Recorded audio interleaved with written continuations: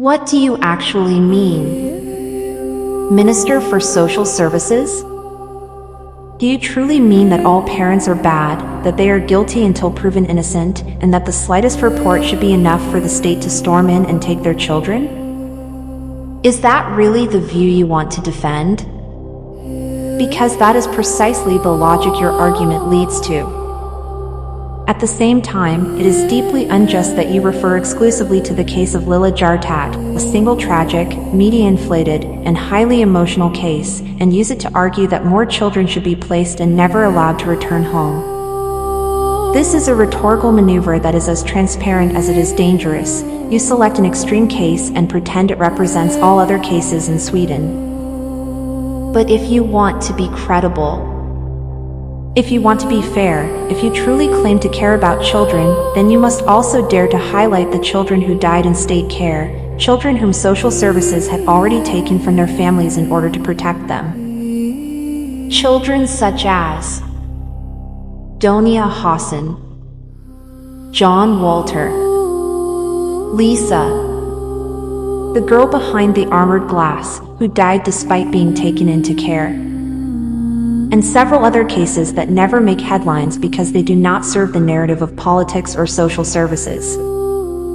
Those children exist too. They died too. They were betrayed by the system too.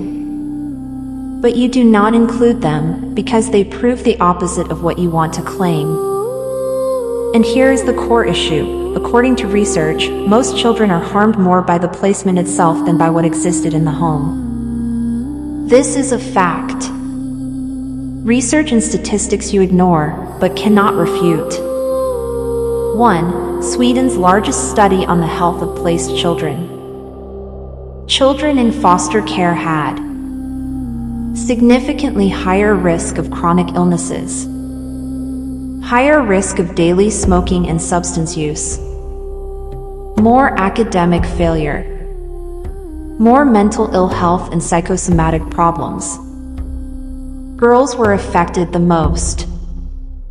This is not a minor study. It is one of the most comprehensive ever conducted in the Nordic countries. 2. Registry studies show increased mortality.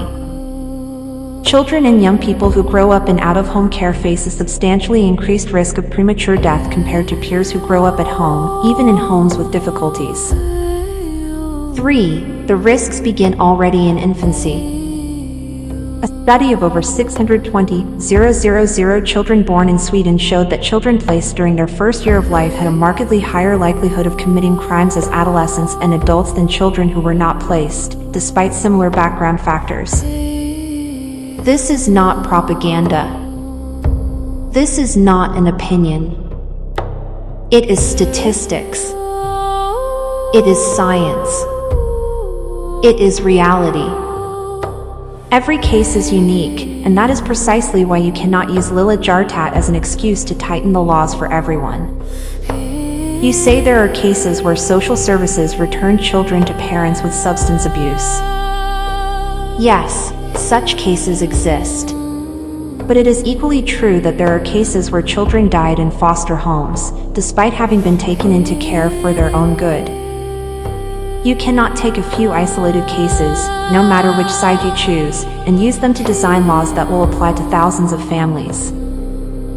That is as irresponsible as saying, one doctor made a mistake, therefore we should abolish healthcare. One police officer made a mistake, therefore we should abolish the police. And furthermore, we do not even know with full certainty why Lila Jartat died. There is no clear medical evidence. Yet the case is used as political fuel by the foster care lobby, care corporations, and actors who profit from more placements. And that is exactly where the problem lies. The case is used and abused to push for more children to be taken.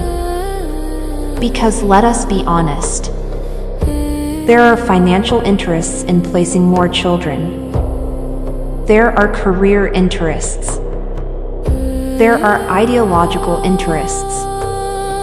And every time someone mentions Lila Jartat and conveniently forgets all the children who died in foster care, they contribute to a false narrative in which the state is always good and parents are always evil.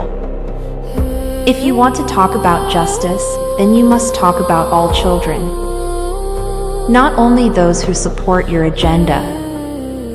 So for the sake of justice, for the sake of children, for any measure of moral and intellectual integrity, bring up all the children, all the tragedies, all the risks, all the facts.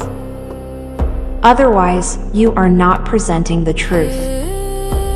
You are presenting only the part of the truth that happens to benefit your argument, and that is not the best interest of children. It is just rhetoric.